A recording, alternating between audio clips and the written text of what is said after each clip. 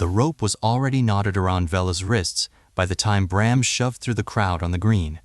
She stood, full head taller than the men holding her, her olive lime skin muted by the cold dawn, her pointed ears flattened back against her skull the way a dog's go when it's cornered and has decided not to beg. Someone had emptied her satchel into the mud. On top of the little heap of pitch and dried myrtle lay a single silver penny, bright as an accusation. "She took the winter silver," a man said, "found it right there on her."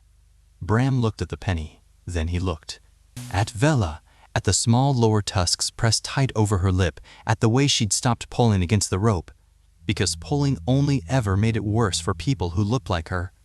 Her dark eyes found his, and there was no plea in them.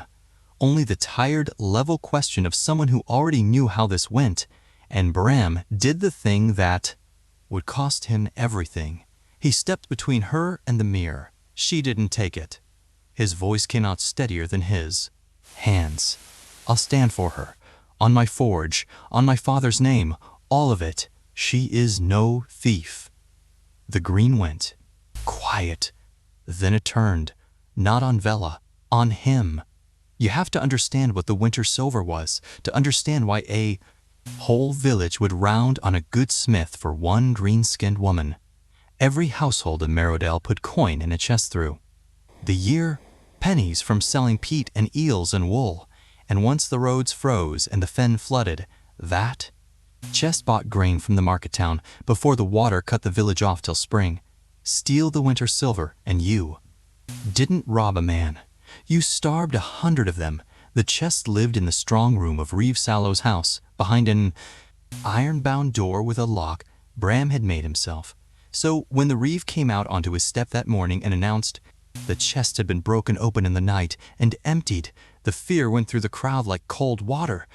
And when Wat, the Reeve's son, said he'd seen the orc woman at the strong room door 2 nights running, and when a penny turned up in our bag, well, a frightened village doesn't want a puzzle. It wants a face.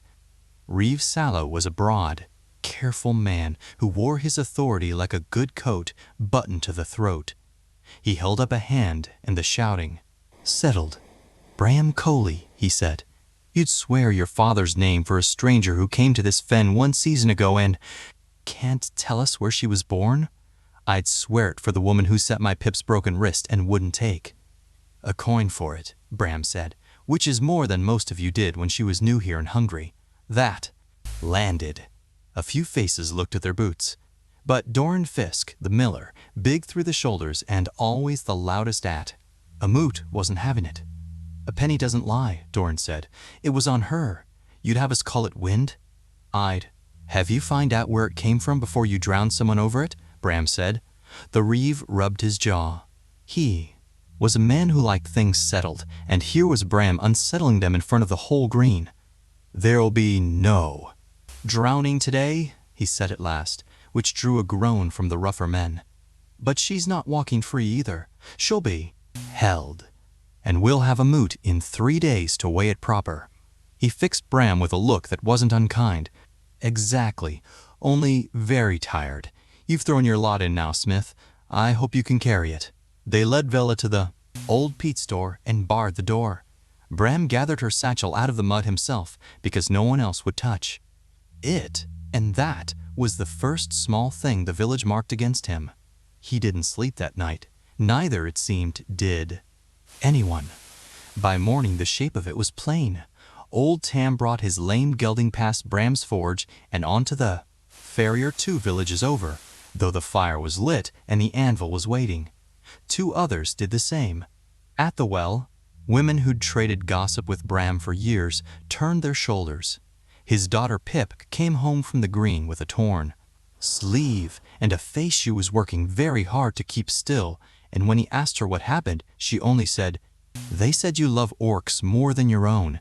She was 8. Her wrist was still bound in the splint Vela had, shaped from a barrel stave and river reed. "Do I?" Bram said, kneeling to her level. "Love her more than you?" "No," Pip admitted. "Then they're wrong, and being wrong loudly doesn't make them right." He tucked the sleeve. "Eat." "Then you can bring." The prisoner her supper, if you're brave enough. Pip was brave enough. She was the only one who was. Here is what, nagged Bram, the thing he turned over on the walk to the Pete store with a covered bowl. Months back, before Pip's wrist, before any of it, he dropped his coin purse in the reeds cutting the long way home, drunk from a wedding. Fat purse, a season's shoeing in it. He'd searched 2 days and given it up, and then Vela, who barely had 2 words of the local speech yet, and every reason to keep a stranger's silver, had walked up to his forge and set the purse on the anvil, full, every penny. He'd tried to give her some of it. She'd shaken her head and pointed at her chest and said, in her careful way, "Then no one calls me the green thief." She'd known, even then, how this world would look at her. She'd tried to buy herself out of a story she couldn't escape. And here it was, anyway. When he ducked into the Pete store, Vela was sitting against the far wall with her knees up, and Pip was already there, having climbed in through the low back gap she wasn't supposed to know about, holding out an apple. Bram sighed. Vela looked at him over the child's head with something that was almost a smile. "You should not have spoken for me," she said. "Probably not," he agreed, and set the bowl down. "They will make you poor, and her." A nod at Pip. "They'll try." Bram sat, because his knees were tired and so was the rest of him. "So we'd best be quick, then, and prove it wasn't you, before I've no forge left to lose." Vela studied him a long moment, whatever she'd expected. From the tall world, it wasn't this. Prove it how? You tell me. You were the one held it against you that. You know this fen better than any of us. He'd said it half as a joke. She didn't take it as one. "Give me the penny," she said. He'd kept it. He handed it over, and she turned it in her broad green fingers, close to the little light. Then she did something odd. She held it to her nose, and then she pressed her thumb to the coin and showed him a pale, fine dust clinging to the ridged edge, coming off gray-white on her skin. "Flour," she said. "This penny sat in flour. My bag smells of pitch and bog myrtle, never flour. I do not go to the mill. I owe the miller nothing, so I do not go." She handed it back.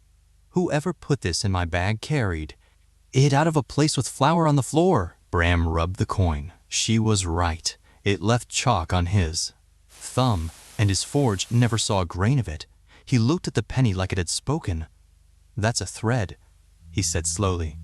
"It won't hang a moot's mind by itself. Doran will say you got it 100 honest ways." He pocketed it careful. "But it's a thread." "There is more," Vela said, and then she stopped and looked at Pip and looked at the barred door, and Bram watched her decide something behind her eyes. "Not tonight," she said. "Tomorrow. Bring me to the strong room, if the reeve will let you near it. I want to see the ground." The reeve let them, in the end, though it took Bram standing on his step for an hour and swearing the woman would be roped the whole time. Sallow came with them himself and brought Doran, and Watt trailed after with a face like a boy dragged to church. Half the village found reason to be on the lane to watch. The strong room door hung open on its broken hasp. Bram crouched too. At first, because iron was his trade, and this iron he knew. He'd forged the hasp and the lock both. And what he saw made the back of his neck go cold. "Reeve," he said, "come look at this." He showed him the hasp. "See the bright scratches here, along the inside of the staple? That's from a flat pry bar working the plate. But look, where they lie, on the inside. If a man stood out here in the lane and levered this door, the bright marks fall on the outside. These fell inside." He set his thumb to the wood where the screws had torn free. The door was opened first. Then someone stood inside your strong room, Reeve, and beat the hasp out from behind to make it look forced from the lane. Silence on the lane. "You're saying it wasn't broke into," Doran said. "I'm saying it was opened with a key and dressed up after." Bram stood, brushing his hands. "By someone who had the key or knew where it hung." Reeve Sallow's face did something complicated and shut down fast. "The key hangs in my house," he said. "You'll want to be Careful, Smith, where that road takes you. I'm only reading iron, Bram said. The iron doesn't care whose house. That was when Vela, roped and quiet at the edge of it all, went down on her heels beside the cart ruts in the lane and began, very softly, to read the ground. The fen taught its own alphabet to anyone who worked it, and no one in Merrowdell worked it harder than Vela. She'd cut peat, dug ditches, hauled where men wouldn't hire her for anything better, and in doing it, she'd learned the muds the way Bram knew, iron. There was black peat from the deep bog, that stained a boot like ink. There was the red iron mud along the beck near the smithy, gritty and rust-colored, that Vela's own boots wore, because that was the cutting she worked that season. And there was the pale blue-gray clay, slick as soap, that you only found in the wet lip of the mill race and the old drainage culvert below the mill where the water had laid it. Down fine over years. Vela set her bound hands to a cart rut in the strong-room lane and lifted her fingers, pale gray-blue. Mill clay, she said, loud enough now for the lane to hear. The cart that stood here came up from the mill race. And these boot prints. She shuffled sideways, reading them like a page. 2 men, not one. One heavy. Both wearing mill clay too. The ankle. She turned her wrists over, showing the rope, showing her own boots, caked red-brown to the shin. This is my mud. Iron mud. I have never in my life had mill clay on me. Take my boots to the moot, set them beside. These prints, they will not match. Bram watched Doran's face, and he would remember it a long time. The miller had gone. Very still, the way a man goes, still when the ground he trusted moves. She's clever with dirt, Doran said. Too fast. Doesn't mean anything. Anyone can walk down to the mill. Anyone can, Vela agreed. But I did not. And the men who stood at this door did. She looked up at the reeve, and there was no fear in it now, only a hard, waiting patience. Reeve, on which nights did your son say he saw me here? Wat, from the back, said, 2 nights before. The theft, and the night of. By moonlight, clear as I see you. By moonlight, Vela repeated. And old Maud, the herb-woman, who tracked the moon for birthings and had come out on the lane leaning on her stick to see the fuss, said, in her flat old voice, there was no moon those nights, Wat Sallow. It was the dark of the moon. I marked it because Sarah Fenwick was 3 days past her time and I was praying for the new moon to turn her. You couldn't have seen your own hand at that door, let alone this woman's face. The lane murmured. Wat opened his mouth and shut it. And the first night, Bram said quietly, into the gap, Vela was in my forge until past midnight, setting my daughter's wrist, with 2 of my neighbors there to hold the lamp. Ask Wren Tucker.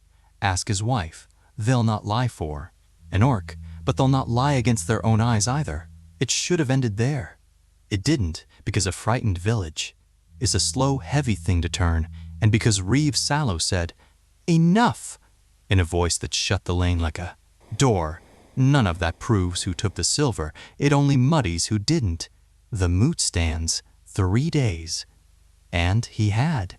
Vela led back to the peat store, and the crowd broke up chewing on it, and Bram walked home knowing he'd won an argument and lost no ground at all. That night they came for his forge. He heard the first stone go through the shutter and had Pip under the table before the second. 6 or 7 of them, faces wrapped, Doran's bulk unmistakable among them. Even so, they didn't burn the house. Even a mob has a line, and Pip's small voice crying inside was a line for most of them. But they scattered his tools into the muck and cracked his grinding wheel and tipped the water trough and put a torch to the woodpile so the sparks would carry the message. And when Bram came out with the poker, one of them clipped him across the mouth hard enough to sit him down in the mud with his own blood salt on his tongue, and a rapt voice said, "Lo, drop it, Smith. Let her hang and go back to shoeing. Horses, this is your last kind word." They melted into the dark. Bram sat in the mud a while. Pip crept out and pressed his own scarf to his lip and didn't cry, because she'd decided somewhere in the last days that crying was a thing they were done with, and that broke his heart worse than the fist had. He should have been afraid. He was. But there was a thing he'd started to see, kneeling by those ruts, and fear couldn't quite crowd it out. Next morning he went to the peat store before light, and he told Vela everything. The clay, the flour, the staged, hasp, the moon, and the fist. And then he asked her the thing he'd been afraid to ask. "You said, 'not in front of Pip.' What is it you know? Because you knew something the moment you saw that penny, and you've been carrying it alone, and I'm past the point where carrying it alone helps either of us." Vela was quiet for a long time. When she spoke, it changed the whole shape of the last 3 days. "I was at the strong room," she said, "not the nights," Watts swore. "Another night, a week before. I could not sleep. I do not sleep well in this village. And I walked the back lane, and I saw a man let himself into the Reeves' yard with a key and go into the strong room with a shuttered lamp and come out again with something under his coat, and a second man waiting with a handcart at the lane's end." She met his eyes. "I knew who they were, but I am the green thief in this village before I have done a thing. Who believes in Orc, who says she watched the Reeves' own household rob the Reeve? So I said nothing. I waited. I thought, if I catch them again, if I have proof in my hand, then maybe. And while I waited, they finished the job, and they saw that I had been watching, and they made me the story instead." Her jaw tightened. "I could have spoken a week ago. I might have saved the silver. I stayed quiet. To save myself, and it saved nobody." Bram sat with that. It landed hard, and not the way she feared, because he understood now what he'd actually done on the green. He'd stepped in front of a woman he believed had been nowhere near that door, the innocent elsewhere, the wronged stranger. That was clean. That was easy to be brave about. But Vela had been at that door. She'd seen the crime and swallowed it. His neighbors, if they knew, would say they'd been right all along to distrust her. And it would have been true, a little, in the small, dishonest way the truth is sometimes true. She wasn't the safe kind of innocent. She was the real kind, tangled, afraid, human enough to protect herself and pay for it. "Who?" Bram said. "Who did you see with the key?" she told him. And the name closed a hand around his chest, because it was the name that made everything else make its ugly sense. Wat Sallow, the Reeves' own son. And the man with the handcart, waiting at the lane's end, was Doran Fisk. "That's why the Reeve keeps steering it at you," Bram breathed. "It's not that he thinks you did it. It's that if it wasn't you, it was his boy. He'd rather drown a stranger than face his own name in the mud." "Yes," Vela said simply, "that is what I have been afraid to say out loud, that the man who will judge me already knows I am innocent." Now it wasn't a puzzle anymore. It was a race. Because Watt and Doran had the silver still, hidden somewhere near Mill Clay, and a moot 2 days. Off that would either brand Vela and be done, or start asking the questions that led to the Reeves' own step. And men who'd already thrown one stone would not sit and wait to be caught. They'd move the silver deeper into the fen, where no one would ever find it, and then no thread of flour or clay would matter, because there'd be nothing to point at. "They'll shift it before the moot," Bram said. "Tonight or tomorrow night, out to the deep bog. Once it's under the peat and the water, it's gone, and so are you." "Then we do not let them," Vela said. "It took 2 people to plan it, and more than 2 to spring it, and getting those others was the hardest part. Old Maud, they had already, in her flinty way, she'd hated the miller since he shorted her flour for a birthing fee, and she'd marked the dark moon, and she was too old to fear the village turning on her. Wren Tucker and his wife, who'd held a lamp for Pip's wrist, would swear to the alibi, but flinched it more, until Bram put it plain. "If they can make a thief of her on a planted penny, Wren, they can make one of you on a grudge and a shadow. This isn't her fight only." Wren came, so did his wife and 2 of their grown boys, who mostly came for the adventure and stayed for the shame of what the village had let happen. The plan hung on 2 things: the clay because wherever they'd hidden the chest, the ground would be pale mill clay, and Vela could read a fresh cart track in. The dark by feel, where a torch would only warn them off. And the squeal. The mill's handcart had a dry axle.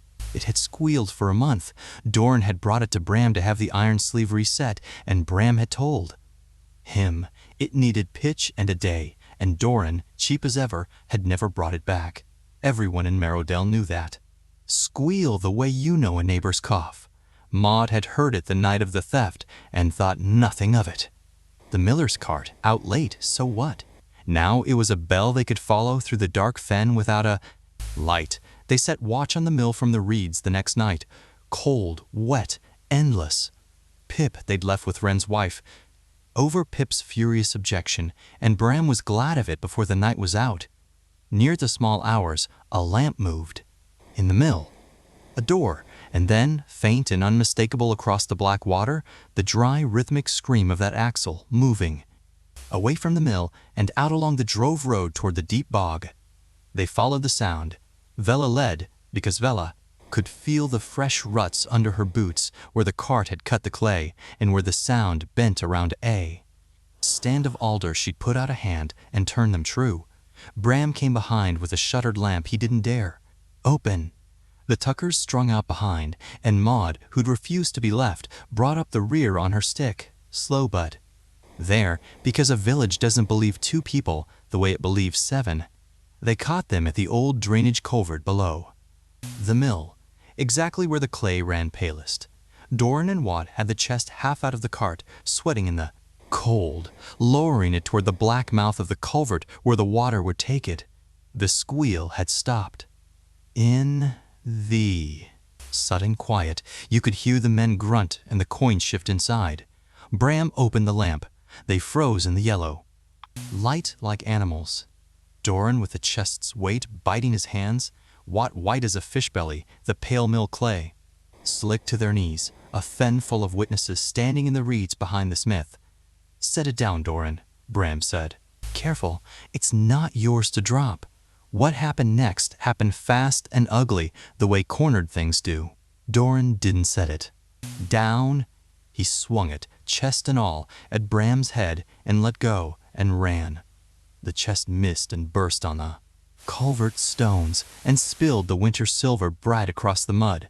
A whole village's grain and warmth glittering in the lamp for anyone to count. Watt didn't run. Watt sat down in the clay and put his head in his hands and started to cry because he was younger than the trouble he was in and had known it for days. And Doran got 20 strides into the dark before Wren Tucker's two grown boys, who'd come for adventure, brought him down in a tangle of arms and knees and held him while he swore and did not let go.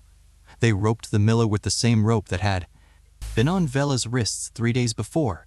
Vela did it herself. She was gentle about it, which was worse for Doran than roughness would have been.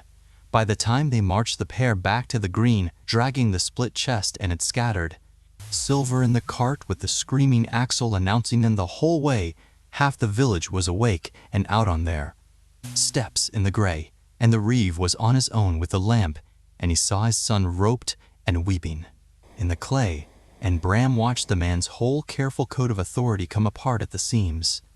Reeve, Bram said, and his voice carried across the green because he made it.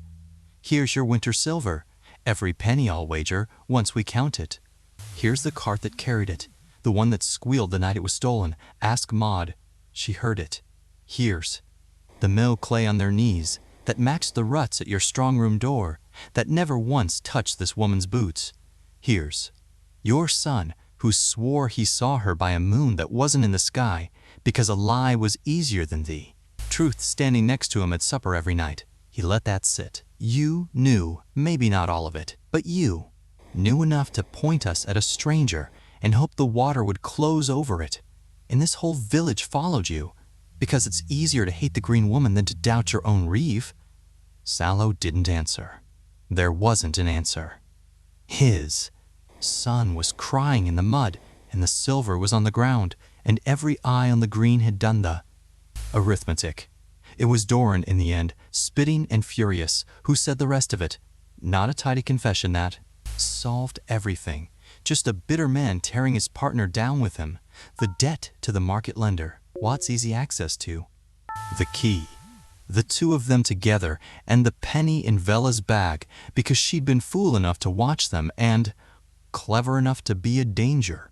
It came out in pieces over the next days, argued and checked and matched against the clay and the flower and the ruts and Maud's memory of the moon.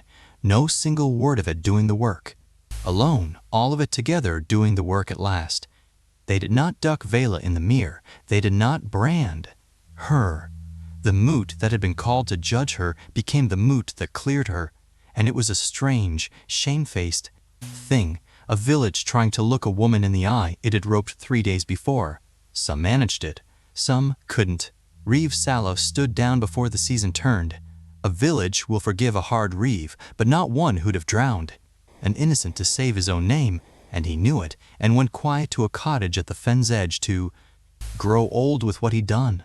Watt went to work off the debt his father couldn't pay for him, hauling peat in the red iron mud on the very cutting Vela had worked, which the village found a grim, fitting kind of justice, and which Vela never once remarked on, because she'd learned long ago that the fen humbles everyone eventually.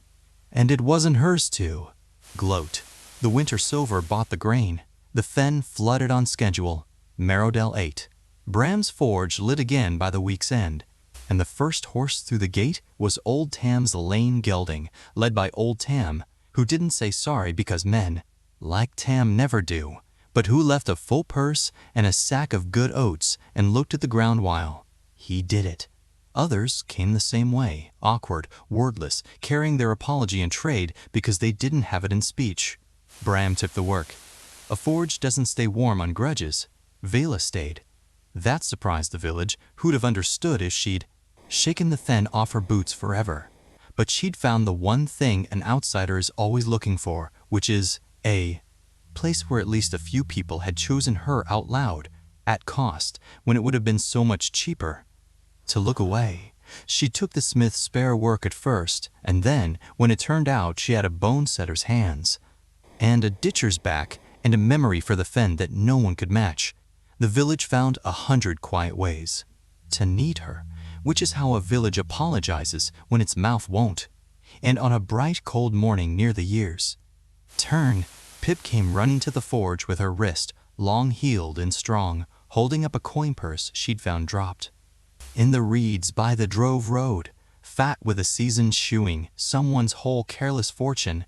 She set it on the anvil full and looked up at the two adults with enormous seriousness and said, "I brought it back, so no one calls me a thief." And Vela, who had once set that exact purse on that exact anvil for that exact reason, put a broad green hand very gently on the child's dark head and looked at Bram over her, and for the first time in a long time in Merrowdell, all three of them laughed.